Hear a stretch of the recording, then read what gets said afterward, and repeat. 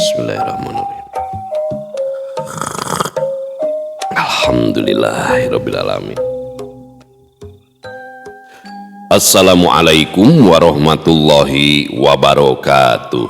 Sampurasun wargi dulur baraya sadayana tepang dangudi sareng simkuring Mang Ian kidemang gunung halutia geningan anu manis anu kempot anu mempesona anu pangkasep nasa Jawa Barat cekma eta oge dina acara anu maneh nyaeta dongeng Sunda. Dongeng zaman kiwari ala kiwari anu nyarioskeun lalakon kahirupan mangsa bihari atanapi kabaheulaan. Kumaha dararamang palawargi sadayana atau mugi aya dina ginanjar kawilujengan rahayu berkah salamet amin ya Allah ya rabbal alamin. Dina waktos ieu simkuring sejeneraskeun hancan katunda dina pedaran dongeng anu judulna Si Buntung Jago Tutugan bagian ka-38 karya Bapak Sukandar. Kumaha salajengna ilalakon Andi teh nah balik deui ka Euis atawa Euis balik deui ka Andi heuh eta kene. Ulah ka mana-mana tetep manco di channel YouTube-na Kisah Tanah Sunda.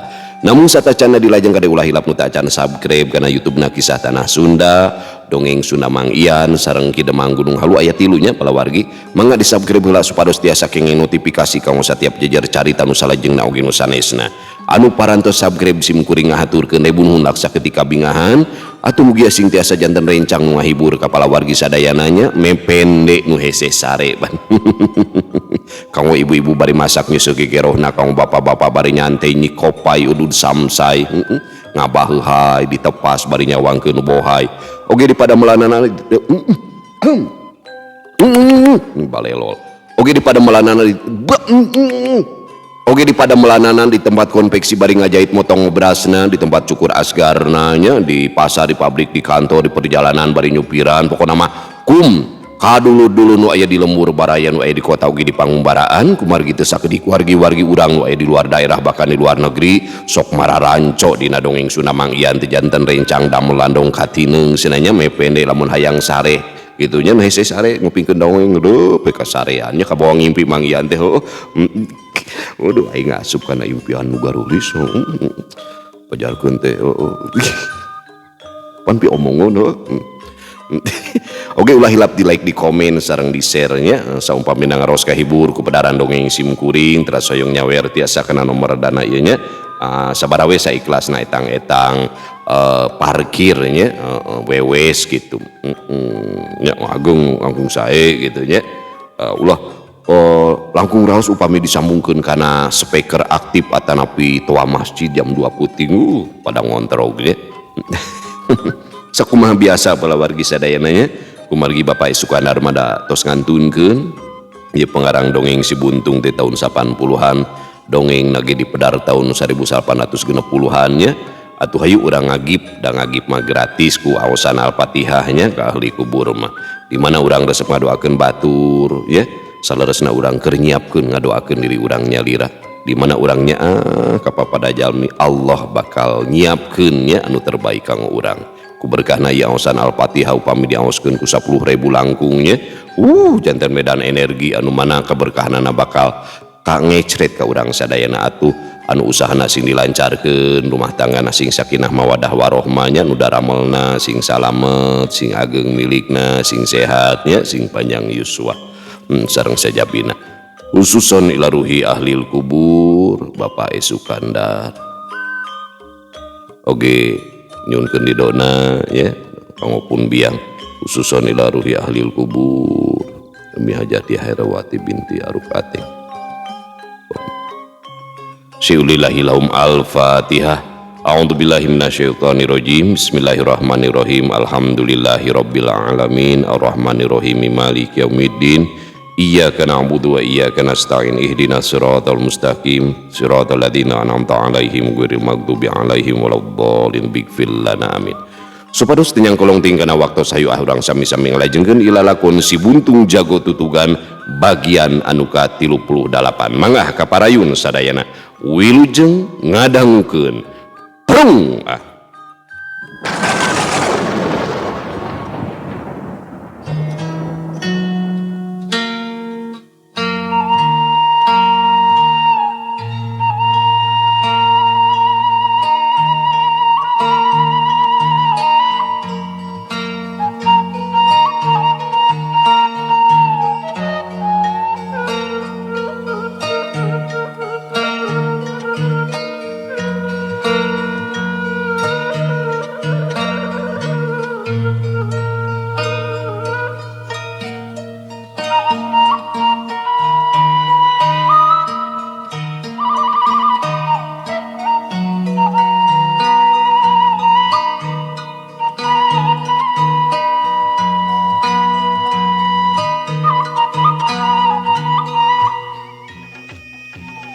anu tumrapna ka karna lain deui kagetna ngagentak manehna narik deui leungeunna sarta narik suku katuhu plos panarajang lawan bisa digagalkeun sabrut ayeuna mah karna ngadiuskeun peureupna ngagunakeun jurus gugur gunung dina ulin padingdang. Tapi si Aki rikat ngagiwar ka belah katuh bari nyamberkeun dampal sukuna sarta temis deui ngageduk ngabentur iga burung. Aduh gelo sia karena ngagros sanajan karasa seueur oge karna masih tagen manehna ngagentak ngagilek ka katuh bari ngajorelat luncat ngabarengan jurus narek ngahanca careham. Si Aki rikat ngareundek bari ngoleab ka kenca sedeng peureupna ngadius dihanap ngajebrod kana beuteung pugu we karna ngadadak ngaheujeun bari ngahengge lantaran beuteungna karasa seueur anu lain di kieuna. Badana ngajurung kunung teu beda we jeung ucing meunang kareuwas sarta kurang-kurang nahan mamanehna geus tangtu bakal utah uger. Lain deuk muterkeun beuheung aing sia teh kunyuk. Petalakuna si Aki estuning mapanasna keur. Alah, montong waka gede hate si Aki-aki kokorompong. Cekarna anu geus dilimpudan ku nafsu, bari nyeburutkeun deui teungeulan, sedengkeun leungeun kencana geus ngangkang di luhur rek ngagunakeun teungeulan ujungan. Si Aki cingceung bari badanna meyeke, bareng jeung datangna panarajang, manehna ngabalicet ka kenca bari beg. Leungeun kenca karna ditakis bari maksudna marek terus nyebrutkeun leungeun kencana, tapi ngadadak manehna luncat ka tukang bari ngagero reuwas lantaran leungeun anu ditakis teh karasana teu beda we jeung beusi. Montong make ngejat si Aki-aki rawun ceuk karna anu geus mimiti pusing lantaran gerakan nu jadi lawan teh hese pisan diragap. Sedengkeun manehna geus kabeunangan 2 kali pisan tong kalahnya capek tepugu sia kunyuk geura ragap awak aing ari sia becus mah. Jorelat manehna ngejat nyingkahan panarajang gilek ngenca bari nyusul tepus ku teungeulan anu teu kurang hebatna. Orokaya karna geus merhitungkeun gerakan si Aki bakal kamana losna gancang karna luncat kana tempat tincakeun si Aki sakali ieu mah usahana ngadatangkeun hasil hiup jubrod peureub karna ngahanca kana walikatna. Walah si Aki ngajeng jehe rek ragrag hiap teungeulan ujungan rek ngahanca sirah tapi si Aki sanajan posisina kacida teu nguntungkeun manehna geus hasil nyalametkeun sirahna ku jalan ngagorempalkeun badana ka gigir. Hiap beuk teungeulan kepang si Aki teh ngahancakeun eungkarna yah ceuk karna ngagero bari ngajerete tapi gerakan karna teu kandeg ngagentak manehna ngarontok si Aki anu masih kene ngagoler maksudna lawan teh sakali ieu marek dilawanan ku gerakan puyuh diadu lantaran ngingetkeun dina tanaga ceuk pikirna moal sakumaha rosana. Tapi si Aki surti kana maksud lawana gentak manehna ngagorentel bari nejehkeun sukuna pugu we karna ujung ngagero lantaran dampal suku si Aki teh geus ngajedak kana beungeutna. Aduh ceuk karna nutupan beungeutna sedengkeun si Aki sakilat nangtung sarta teu antaparah deui jedak dampal sukuna ngahanca sirah karna anu antukna karna ngagerung deui bae ku kituna mah salahna sorangan bet sologoto. Hehehe udang jalu teu hade ngajak gelut kawas bolon mah euy. Si Aki ngeyehkeun setan sugan hayang modar sia teh nya can nyaho ka aing ceuk karna bari ngagentak udang sarta teu antaparah deui sebrut bae naraja ngagunakeun jurus badak cihea nurudu ka hareup 2 dampal leungeunna meber sarta ngarangkep dina tarang ngawangun cula badak. Si Aki rikat ngejat bari lirikna robah semu kaget. Montong ngejat teuh lain hayang dipiteskeun ta beung ceuk karna bari ngagentak malik masih tetap nyuruntul dina gerakan badak cihea. Mangke lanan kisanak andika teh naonna si Darba ceuk si Aki bari terus-terusan luncatan nyingkahan panarajang. Nyaho deuleuh aing mah teu nyaho ngaran si Darba ceuk karna bari tetep dina sayaga. Ih piraku Ki Darba urang ujung kulon. Hah urang ujung kulon karena ayeuna nu ngarasa kaget reg gerakan badak Cihea teh eureun. Nya urang ujung kulon nah naonana Andika teh. Si Aki nanya deui, memang manehna teh ngarasa kaget mireungeun gerakan karena tadi lantaran gerakan eta teh bogana si Darba sobatna baheula waktu babarengan di kontrak Miramare. Teu nyaho kaula mah nu ngaranna si Darba. Memang ari ka ujung kulon mah kaula ge pernah. Hehehe, piraku Kisanak, manehna teh muridna Bah Jagur. Si Aki nyarita deui. Bah Jagur karena ngariu kaget. Ari Andika kapinaon ka Bah Jagur? Hehehe, teu kapina naon, tapi Bah Jagur teh guruna Ki Darba. Ari Ki Darba teh sobat dalit kaula. Kitu tah Kisanak. Nu matak barang kaula mireungeun gerakan Andika tadi, kaula teh jadi ras inget ka sobat dalit kaula Jalu. Pak Jagur mah guru kaula. Saterusna mah karena nerangkeun maneh. Pantesan Andika moal wau ka Ki Darba lantaran cek beja manehna teh baheula ngalaman bobor karahayuan di kontrak Miramare ditandasa ku si Gumilar. Saha? Si Gumilar? Karena bekita mah rasa kagetna. Gumilar urang Cicapar lin? Eta geuning Andika oge wau ka si Gumilar. Nyapugu atuh lantaran manehna teh satru kaula. Kutan nya memang manehna oge musuh kaula. Jalu anak itu mah urang teh teu perlu mumusuhan lantaran hidup teh beunang disebutkeun dulur sapaguron Ki Darba sarua jeung sobat keneh Aki. Cek si Aki anu tayalian ti si Barja jejebolan lurah Sukamenak anu ngabawah Cicapar anu ayeuna mah disebutna teh Pabarja lantaran geus kacida kolotna. Upami kitu mah jujutanana hapunten wae abi teh, cek harna saterusna mah nyolongkrong ka Pabarja. Sami-sami Kasep, Bapak oge minta dihampura. Pabarja nyambut leungeun karena yap urang ka imah Aki angguran mah. Tebi Aki deket Jalu nenggang imah Aki mah di tengah kebon geura. Nam cek Pabarja bari ngalengkarna nu maksudna marek dibawa ka imahna red ka incuna anu nyempo di sisi pager baluntas pok bae kumanehna dititah nyusul domba ka lebak.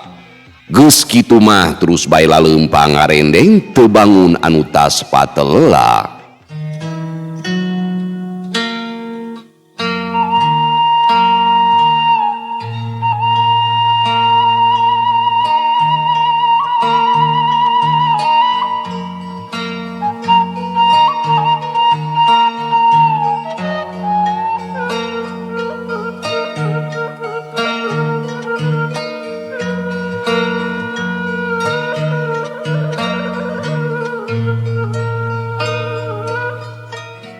Cag urang tunda heula karena ayeuna urang caturkeun deui Andi. Pikeun Andi ayeuna ayana di Cipancar teh kalahkah nungtun hareudang bayeungyang sapopoenangan eleke sekeng teu ngeunah cicing teu rek kitu kumaha atuh. Teu sirikna ampir unggal poe jangdana teh ngeukehan ngajak ka imahna. Teu digugu kumaha sigan goreng hate ari digugu kumaha dageus tangtu bakal bantrok jeung Nyi Euis. Malah Pak Haji Sobana oge nita pernah harita oge ngadatangan imah Kisahudi ngahaja nepungan Andi saperkarana mah geus sono hayang papanggih we cenah lantaran Andi teu embol-embol. Kaduana deuk nganuhunkeun kana pitulungna Andi ka jangdana. Malah kejadian Mang Amir jeung Kisahudi anu dicegat ku Ki Badra Katut Pajagra oge geus kadengieun ku Pak Haji. Beuki kandel bae rasa tumarimana Pak Haji teh komo mun ngingetkeun kana kejadian-kejadian mangsa ka tukang. Mana keukeuh Pak Haji ngajalanan sangkan Andi nganjang ka imahna tapi nya eta sakali oge can pernah digugu. Komo deui ayeuna sanggeus ngadengieun Nyi Euis teh cenah geus jadi randa. Beuki we Andi teh loba karisi sieun ku omongan batur kangaranan di lemur teh atuh sok sagala dijajadikeun. Kukituna dina hiji poe mah belecet bae manehna teh indi ti Cipancar, kungsi eta oge bebeja ka Pak Haji Sobana anu kabeneran papanggih di sawah, atuh bebejana kajang dana oge waktu manehna keur ka imah Kisahudi deui, jadi tengah datangan ka imahna. Bebejana mah reka panenjoan tapi ari belecet ngadon ka lemur hujung nyaeta nepungan Ki Jantra, lantaran maksudna oge sajabati hayang ingkah ti lemur teh hayang neruskeun maluruh Nyi Tarsiah anu nepikeun ka ayeuna taya beja-bejana acan. Pugu we pikeun Ki Jantra mah didatangan ku Andi teh lain deui ngarasa bungahna, heueuh ngaranna cicing di lemur teh manehna mah ngarasa hariwang sok sieun torojol musuh-musuhna. Katambah deui kayaan hatena anu tunggara lantaran nepikeun ka kiwari anakna tacan keneh kapanggih raratanana. Waktu ku Andi diajak neangan deui Nyi Tarsiah teh manehna mah kacida sigep we nyanggupan, ongkoh asa gede hate deui deukeut jeung Andi teh asa boga gunung pananggehan. Tekungsi dua poe bring bae arindit, maksudna deuk katamak baya heula nepungan Aki Musani, laleumpangna teh ngasruk jalan satapak supaya teu belot teuing, mapai-mapai sisi pasir ayakan terus we katamak baya teu ngaliwatan heula lembur jangkurang. Datang kanu dijugjug kabeneranna teh Aki Musani teu keur kamamana, si Medi oge keur diuk we sorangan dina golodog, atuh lain deui giakna barang ningali Andi teh kukituna mah geus asa kalanceukna sorangan. Kakara rentang-rentang oge si Medi mah geus ngaderegdeg mapagkeun, gabrug bae ngarontok saterusna mah ngembing kana leungeun Andi. Ebreh pasemuna bear marah mah bari galecok sagala dicaritakeun. Kumaha Ki sehat bet? Cek Andi bari ngusapan sirahna, bet ngahlas ku ningali lelewana si Medi teh. Sae Kang Andi, bungahan gerak. Uguk moal dinten oge sok naroskeun Kang Andi. Ayeuna aya? Aya kalarsan cara angkat ngalasuluna. Nepi ka golodog si Medi mah geus miheulaan asup ka jero imah ngabejaan Aki Musani. Bener we barang kalacat oge Aki Musani geus norojol. Aki, damang? Ngagentak Andi ngarangkul kana tuur Aki Musani. Cager jalu, syukur ayeuna datang geuning jeung Ki Jantra. Yap atuh kajarero. Ceuk Aki Musani bari nyengkatkeun Andi sinanangtung. Damang Bapak? Ki Jantra nyolongkrong. Berkah Ki Jantra, kumaha sawangsulna?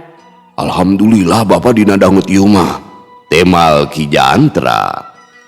Bus sarerea ka jero, si Medi mah geus hideung deui ngamparkeun sama terus ka dapur maksudna rek naheureuh cai, sanajan kasebutna budak lalaki tapi ari kana gawena mah si Medi teh ka cidarape kanana geus teu kudu ditutah-titah. Syukur jalu ayeuna datang, pugu ieu teh keur diarep-arep pisan ku Aki teh. Geus sono hayang papanggih, daramang sepuh jalu. Aki Musani nyaritana semu-semu anu ngageuri, kukituna mah bakat kacida bungahna, puguh ka Andi teh geus asa kaincuna pribadi. Alhamdulillah, daramang sadayana oge Ki, nya eta rumaos we abdi teh tamelar ka Aki, sanes teu emut. Ih, tina naon jalu, tina naon. Da geus kasawang ku Aki oge, kangaranan jalma hirup mah jauh ti pangabutuh. Geuning ari geus kuduna ditepungkeun mah teu burung apanan. Kieu ieu teh Andi, pikeun Aki mah ieu teh kacida ngarasa bungahna. Memang hidup teh keur diarep-arep, ari ayeuna jol ngurunyung. Sumuhun perkawis naon teh kitu Aki? Andi ngarasa kaget lantaran dina nyaritana Aki Musani teh kawas aya hal anu kacida pentingna. Aki teh rek minta pangneangankeun Ki Suwangsa, Ki Majid maksud teh lain dicicapar cicingna teh. Sumuhun leres. Mun bisa masina ka dieu bejakeun kitu cek aki mun bisa mah ayeuna hidup ka ditu nanya. Oh, mangga Aki, teu kedah sareng Aki udah Ki. Teu kudu Ki Majid oge cukup. Muhun bade dinten ieu we atunya abdi ngabujeng ka Cicapar. Nya tapi kelanan heula we sakedeungnya ke mun geus barang dahar. Jeung ka hidup oge aki teh aya kapentingan, tapi ke dewe eta mah lamun hidup geus mulang ti Cicapar ngarah rineh bisa meureun hidup cicing di dieu rada lila. Tiasa Aki, kantenan we pugu binga abdi teh. Andi tembong paromana marah mai lantaran kumanehna geus kajudi yen Aki Musani teh tangtu baris ngawiridkeun deui elmu panemu nu matak nitah cicing rada lila oge. Telila kurunyung si Medi bari angkaribung sing horeng tadi teh terus ngaliwet. Atuh geus kitu mah teu talangke deui brak wae dalahar sanajan deungeuna ukur sameledok jeung lalabdi tamah ku peda beureum jeung tutug oncom. Teu burung we liwet sakastrol teh telila oge nepikeun katinggal kerakna. Komo si Medi mah kawasna lamun ku Aki Musani teu dititah eureun mah terus we 6 bulan kerak da eta we geus dahar teh manehna mah langsung nyarane kana bilik tayohna teh kamerkaan. Beres dahar terus ngobrol kira-kira geus manjing indit pok bae Andi bebeja bari diimplik-implikan bisi bae kaburitan manehna teh rek mondok di Cicapar. Bral Andi katut Ki Jantra arindit sanggeus nepi ka kadungora nyegat wahon kabeneran teh teu kungsi lila nungguan kurunyung wahon anu rek kadayeuh. Celak bae naraek geus nepi kadayeuh megati wahon anu kanangka pait. Oh iya, sanggeus nepi kanangka pait terus nanyakeun ka mana jalan anu berasna ka Cicapar. Leok Andi katut Ki Jantra marengkol ka katuh ngambah jalan rondaan anu sepi. Keur jongjon laleumpang ret Andi mireungeuh di hareup aya jalma duaan keur ngiuhan hanapeun tangkal kai. Pugu we boh Andi boh Ki Jantra lain dikira ngaranjugna lantaran tetela sidik pisan saeutik oge teu kapalingan yen eta teh tayalian ti karna ngan anu kasaurang deui mah teu wawuheun tapi panena mah estuning pika sebeureun naker jangkung badag simar dada bos songot bade amprotan umurna ised leuwih ngora ti karna. Memang teu salah eta teh karna jeung Dalimin anakna Pabarja. Kabeneranana teh deui karna ngareret kanu keur laleumpang ti landeu ku sabrehan oge geus apal yen eta teh mitohana jeung Andi. Korejat karna nangtung teu wudu lain deui gempeurna lain sieun-sieun teuing sanajan manehna moal kuat oge ngalawan Andi lantaran aya Dalimin anu bisa diandelkeun pikeun ngalawanan Andi. Ngan bae manehna teh ngarasa era kuduanana ku kituna teu anta parah deui jorelat bae luncat kanu bala maksudna mah deuk nyumput. Ukur pesen we ka Dalimin sangkan ngadaguan ulah ninggalkeun. Karna ulah lompat karna cek Andi ngagorowok waktu mireungeuh karna ngajorelat ka kebon anu aya di sisieun jalan. Deregdeg Andi ngudag pugu we tumrapna ka Dalimin mah jol-jol curiga geus teug bae pangna karna lumpat teh lantaran sieunun ku jelema anu ngudag ngadeuketan ka manehna.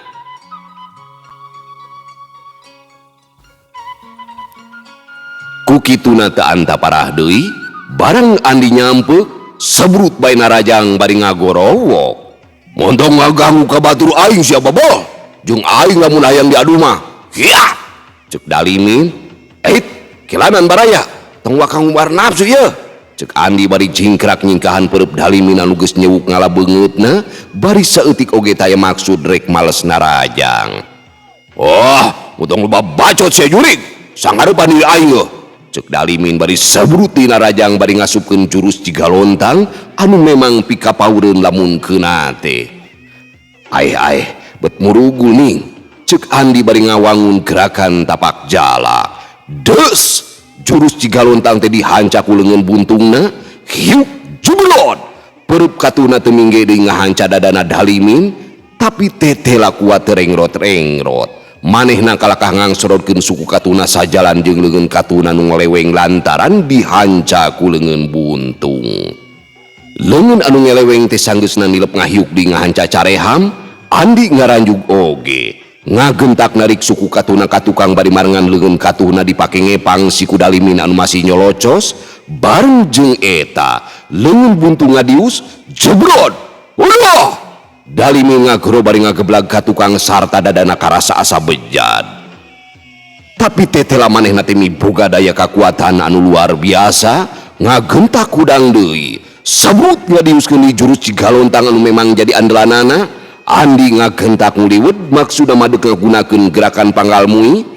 Tapi Dalimin matana awas naker ngagentak manehna luncat ka tukang bari nunjelkeun sikuna. Pugu we pikeun Andi anu memang teu nyangka yen lawan teh bakal kitu petana teu bisa disinggahan deui. Siku Dalimin teh ngagejrot kana Carehamna. "Ah!" Cek Andi ngagerung, gadona karasa asa digedri ku besi. Sabot keur kitu, sakilatna keur Dalimin malikeun awakna 80 derajat bari ngagerakeun leungeunna. Hiuk gedung keuna kana sirah, atuh lain di kieuna Andi ngarasa lenang. Hiuk di jurus Cigalontang terek ngahanca cukang irung. Tapi sanajan bari ngarasa lenang oge Andi masih sadar. Ngagentak ngaragerakeun maneh ngagunakeun jurus heula ngagalaprak. Hiuk beut bincurang Dalimin dihanca ku gerakan leled samak. Waduh! Dalimin ngagero bari badana ngoleang langsung bae ngagedebut anu saterusna kawas nu teu usik deui. Nu mata katulah ngumbara amarah baraya. Kumaha lamun geus kieu? Ah!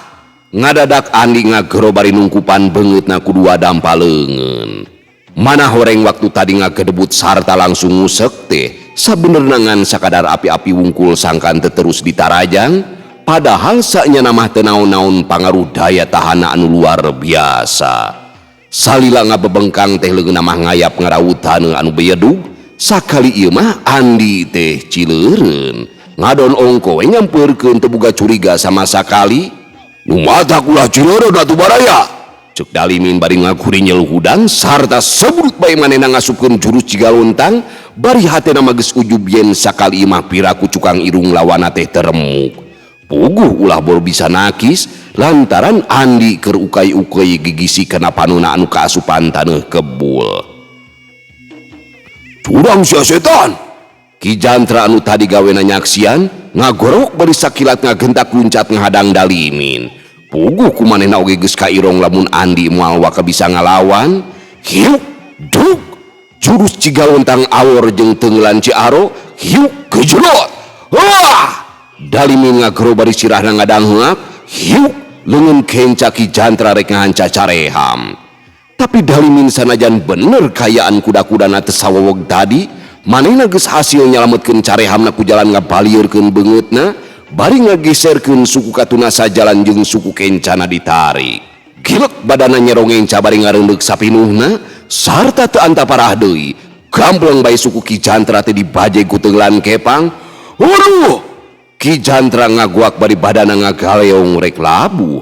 Dius perep Dalimin ngadius ngabarengan suku kencana nu maju ka hareup rek ngahanca iga burung. Plos perep Dalimin ukur nobros angin lantaran Ki Jantra rikat luncat ka tukang. Balukarna teungeulan Dalimin tadi ngajadikeun suku Ki Jantra karasana asa potong. Ki Jantra muringis nahan ka nyeri. "Nah make ngejat sia jurig," cek Dalimin seuri mireng Ki Jantra anu ngejati babaranting. Red Dalimin ka Andi anu keur gigisi kene, sebrut bae leungeunna dihembatkeun, keukeuh rek ngahanca cukang irung meungpeung lawanna tacan kene bisa hoja. "Awas jeung Andi!" cek Ki Jantra ngagorowok ngabejaan, hayang namah nataku nulungan Andi nu harita tacan bisa naon-naon, ngan orokaya sukuna masih karasanya nyautan. Sanajan teu dibejaan oge memang ku Andi teh karasa aya angin nu ngahiuk nebak kana beungeutna, geus bisa dipastikeun yen anu jadi lawanna teh keur nyebrutkeun peureupna. Ku kituna ngagentak Andi ngagerakeun leungeun buntungna, sakitu oge dipaparah lantaran panuna can bisa ningali. Hiuk keduk leungeun buntung teh awor jeung peureub Dalimin. "Wah, leungeun naon ieu teh?" cek Dalimin ngagoro bari luncat ka tukang bari kekerepengan. Orokaya Ki Jantra teu cicingeun, sanajan bari engke-engkean sakilat ngahadang di jajalaneun, brek Ki Jantra depa bari ngahiatkeun leungeunna, jebrod cecekolan Dalimin teh dibabad, goak di atuh Dalimin teh ngaguak sarta kontan badana ngoleab ka tukang anu saterusna ngagedebut ragrag nang karak bengkang. Nanaon anu teh oi? Ki Jantra nyengseurikeun bari rikat ngejat lantaran bisi Dalimin terus narajang. Lain ku sabab ngarasa seber ngan ieu sukuna karasa keneh nyeri. Binatang sia, Rajon Wani teh ngabongohan, curang sia setan. Cek Dalimin bari rikat ngakorentel hudang. Apaan sia oge, nalain curang gitu, ngawuran ku tanu kana bungut. Cek Ki Jantra ngahualkeun bari ketakna sayaga bisi Dalimin narajang deui. Ngan Andi geus bisa beunta deui sanajan bari panuna rucang liceung kene, manehna ngagentak ngajorelat ka hareupeun Dalimin ngajega dina tandang sayaga. Beuh, layanan deui kaula baraya, candeng si lain tadi teh. Andi ngebrehkeun panangtangna sanajan panuna mah masih rucang liceung. Ayo, akan atuh yeuh ku sia buntung. Dalimin bari hagetna keur nyebrutkeun peureupna. Kadieu, cek Andi bari ngagentak nyerong, hiuk ngambatkeun leungeun katuhuna, sedeng leungeun buntungna ngadius rek ngahanca careham. Plos, boh takisan boh leungeun buntung pada ngahanca angin lantaran Dalimin rikat ngejat ka gigireun Andi. Kituna teh lantaran ngerasa bang baungeun lamun kudu balitungan deui jeung leungeun buntung anu geus karasa kumaha hebatna. Cacakan lamun manehna teu bener-bener tahan uji mah tita tadi oge teu mustahil geus ngajoprak. Montong dodoyeun sia buntung. Dalimin bari ngahambatkeun peureupna rek ngadagor puhu ceuli, orok kaya. Andi rikat nyerong ngencang ngabarengan dengan buntungna sedeng suku katuna ngangsorod ka hareup. Deus, pamupuh Dalimin teh beunang ditakis, hiuk peureub katu Andi ngadius rek ngingsolkeun careham. Ai, poos oi buntung. Cek Dalimin nyorowok bari ngagilekeun sirahna, jorelat ka kencaleun Andi bari ngahambatkeun peureupna rek nyasar iga burung. Andi teu cileureun. Kalawan teu ngarobah kuda-kuda manehna sakilat notogeun leungeun buntungna kahandap ngagunakeun jurus malang putung, duk meneran pisan kana pigeulang. Tobat! Dalimin ngaguak bari mundur ngejat, tapi tetela kuatna teh manehna ukur kekerepengan, lamun seug ninggang kanu sejen mah pasti geus langsung jicir. Naon eta teh baraya? Bet siga paragi nyacag daging geuningan euy. Cek Andi ngeyehkeun lantaran mireung lawan ngalugas bedog anu pandena teu beda we jeung bedog paragi nyacagan daging. Kudu nyacag daging sia buntung. Ya! Pokna ngacorelat nyabetkeun bedogna anu ngahiuk teu beda we jeung pangaulah parahu. Andi ngagentak nyabut siku-sikuna, trang, kuriweuh. Bedog Dalimin teh ditadah ku gerakan capit hurang, tapi Andi lain deui ngaranjugna. Ulah-ulah bisa digiweukeun. Bedog Dalimin teh ngadon terus nyuruntul dina kacepetan anu luar biasa sarta ngandung tanaga dorongan anu kacedah hebatna nepikeun ka manehna kapaksa mundur. Akan bedog aing sia buntung. Dalimin nyorowok bari terus nyuruntul lantaran ari hayang ngalepaskeun bedogna tina capitan siku-siku mah kacedah hesena, hatena mah geus ujub. Sakali ieu masih buntung teh moal bisa hojah deui, ulah-ulah bisa bangkar dihanca ku bedogna. Tapi pikeun Andi mah teu matak jadi seber. Gentak manehna narik siku-sikuna bari ngacorelat ka kencaeun lawan anu maksudna rek terus ngagunakeun gerakan panggal mui. Orok kaya, Dalimin kacidah hebatna. Sakilat manehna malikeun awakna 80 derajat barengan gerakan bedogna anu geus ti heula nyuruntul. Andi geus ngaranjuk deui bae. Tina hiukna angin oge geus bisa ngaju di lamun pangadekna lawan teh ngagunakeun tanaga jero anu teu bisa dianggap remeh. Lantaran eueuh deui kasempetan, sedengkeun siku-sikuna geus diasupkeun kana cangkengna waktu ngacorelat ka gigir tadi, kapaksa daek teu daek Andi nandonkeun leungeun buntungna dina kakuatan anu dibarengan ku tanaga jero sapinuhna. Hiuk, cerak, dalik deug, duanana pada-pada ngajarek jeg ka tukang, boh Andi boh Dalimin, duanana pada-pada kadorong ku dua kakuatan tanaga anu bantrok, bari dina hatena sewang-sewang ngarasa kaget. Dalimin ngerasa kaget ku mireung leungeun buntung Andi anu tetela teu cecel teu bocel lantaran ceuk pamikirna salila ieu can aya nu bisa salamet tina sabetan bedogna dina jurus huntu kala. Atuh Andi kitu deui manehna ngarasa heloku kakuatan bedog lawan anu teu beda jeung pangawulah parahu tetela kacida hebatna. Montong kala kacolok sia kuda tanda deui hiat. Dalimin geus nyebrut deui nyabetkeun bedogna ngabubat babi tina gerakan huntu kala. Andi sakilat ngawangun gerakan jukut riut plos bedog Dalimin ngan ukur bisa nyabetan angin. Montong kadon duga grigu gawas kunyuk sia teh buntung lawanan ieu bedog aing lamun nya mah sia lalaki. Dalimin bari tetep ngabubat babit bedogna dina jurus huntu kala anu kacida matak seber napikeun anu hengker wawanen mah. Dalimin geus mimiti ngarasa aral, manehna ngarasa asa diheureuikeun. Badan Andi dina gerakan jukut riu teh estuning hese pisan ditoel, sanajan ari katempona masuk ku Andi mah teu robah saeutik oge, tetep ajeg dina tempatna. Ulah kalaka ngecewis ya, angguran mah geura acak-acak tah badan aing. Andi malik nyorowok. Tumrapna ka Dalimin lain deui matak nambah amarahna, ngarasa diheureuyan kudu jadi lawan, ongkoh mah panas deui ku pok-pokan anu jadi lawan. Modar si ayeuna mah. Dalimin nyorowok bari terus ngabubat babit bedogna nepikeun ka cirimna nu aslina mah meh teu katempo, ukur kalangkangna anu jojorelatan mangpulu-pulu ting blesat ti ditu ti dieu. Tapi sanajan kitu, tetep badan Andi mah teu kabeunangan. Sajeroning kitu teh Andi mah teu nakis atawa malik narajang. Cukup baraya. Lila-lila mah Andi ngagorowok bari ngajorelat luncat, guriwel manehna ngaluarkeun haur konengna. Hahaha, keur naon sia ngaluarkeun rokrak buntung? Ka dieu sia urang cacag aing tah, urang jieun sulu deuleu. Dalimin seuri ceuk pamikirna pangna Andi luncat teh lantaran geus ngarasa paur ku gerakan bedogna. Coba-coba we tah pangaboga sur teh ari bener mah Andi kabutuh keur suluh. Geura cacag gahur kaula ieu. Ceuk Andi. Can nyaho si lain teh yeuh. Yo, si Dalimin jago tajur sela. Dalimin bari pinu kurasa dir takabur manehna ngagentak nyabetkeun bedogna. Andi teu ngejat saeutik oge, ukur ngadengdekeun badanna ngabarengan ngahiatna haur koneng dipake nakis bedogna Dalimin. Beletak. Wah! Bedog Dalimin beunang ditakis harta manehna ngagentak mundur ti babaranting. Tetela benturan haur koneng teh lain deui hebatna. Bedogna nepikeun ka ngoleweng bantrok jeung haur koneng anu karasana bobotna teh ratusan kati. Geus puguh dampaleunna mah panas nereptep anu saterusna karasanya nyautan. Nah make ngejat Dalimin. Ceuk Andi ayeuna mah nyebut ngaran, kakara nyaho yen ngaranna teh Dalimin urang tajur sela. Montong lobanya cabek sia. Hya. Dalimin nyebrutkeun deui bedogna, sorana meuning ahyung ciciren gerakanana dieusi ku tanaga jero sapinuhna anu lain heureuykeuneun.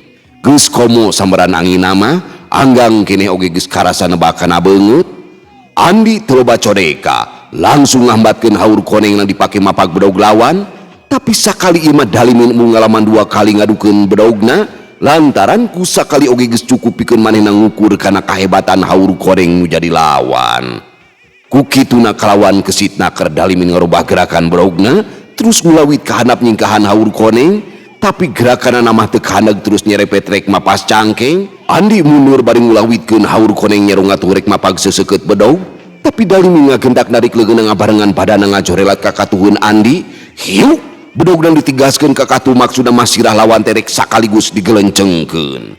Tapi Andi surti kana maksudna nu jadi lawan, saeutik oge teu ngejat tapi ngadon ngageserkeun kuda-kudana nyerong atuh ngabarengan gerakan haur konengna rek ngadang seseukeut bedog anu rek ngagelencengkeun sirahna.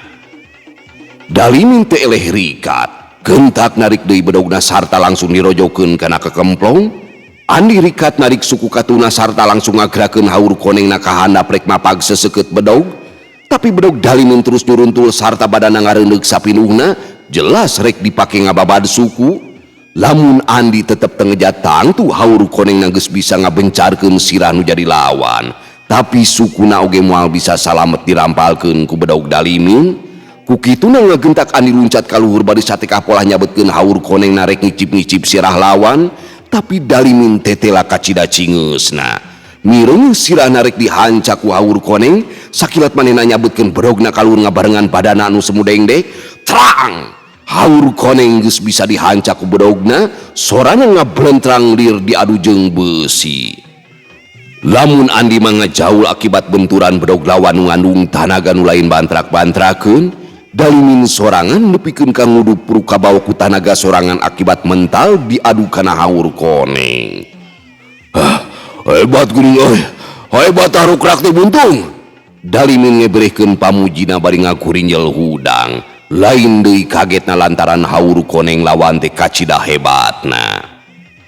Syukur ari kapake mah Dalimin, penasaran keneh lin. Cek Andi bari lain deui ngarasa kagetna ku kakuatan tanaga lawan. Pasti buntung, sacan bejat mata sirah silaing, can sudah rasaning ati. Ya! Dalimin nyerepetkeun deui bedog narek ngahanca cangkeng. Cukup. Andi ngarempodkeun badana bari narik suku katuna ka tukang. Hiu trang bletok. Bedog Dalimin sakali imah teu mangga pulia nepikeun kapotong jadi dua, sedengkeun haur koneng mah terus ngubeng sarta terus ngadius ka handap. Teunis deui betuk. Haur koneng bantrok jeung bincurang. Walah, tobat, ampun, Allah, ampun. Dalimin ngakuak koceak dengek ampun-ampunan sarta kudupruk bae manehna ngudupruk. Teulan haur koneng sajabana ti nyeri teh karasana oge panas kabina-bina anu ngajadikeun dirina leungit budi ilang daya anu antukna Dalimin ngajoprak teu walakaya.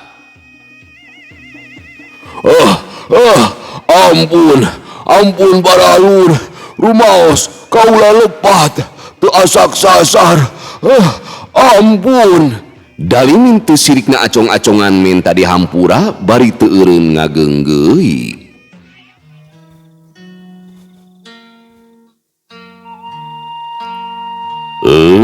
Pamiarsa sadayana waktosna parantos teu nyekapan deui geuningannya.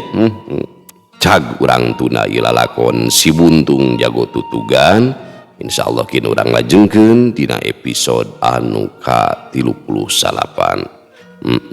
Sakali deui ieu acara teh disponsoran ku naon sponsor naueuh sponsor euy singa teu nu daragang sponsoran we teh nya lumayan loba nu lalajonna kade ulah hilapnya. Anu tacan subscribe mangga di subscribe heula nya YouTube-na Kisah Tanah Sunda sareng YouTube-na Dongeng Sunda Mang Ian. Pokona mah ieu mah disponsoran ku ku naon ku opak ya. Sponsor pamiarsa sadayana waktosna parantos teu nyekapan deui geuningannya cag urang tuna ilalakon si buntung jago tutugan teh. Insyaallah kini urang lajengkeun dina episode anu salajengna nyaeta episode ka-38. Hapunten anu kasuhun, bobot sapanon carang sapakan cag urang tuna dihanjuang siang urang teuneun dihaneuleum sieum, paranti nyokot ninggalkeun mangsa datang kasampeur deui. Wallahu muwaffiq ila aqwamit thoriq. Wassalamualaikum warahmatullahi wabarakatuh.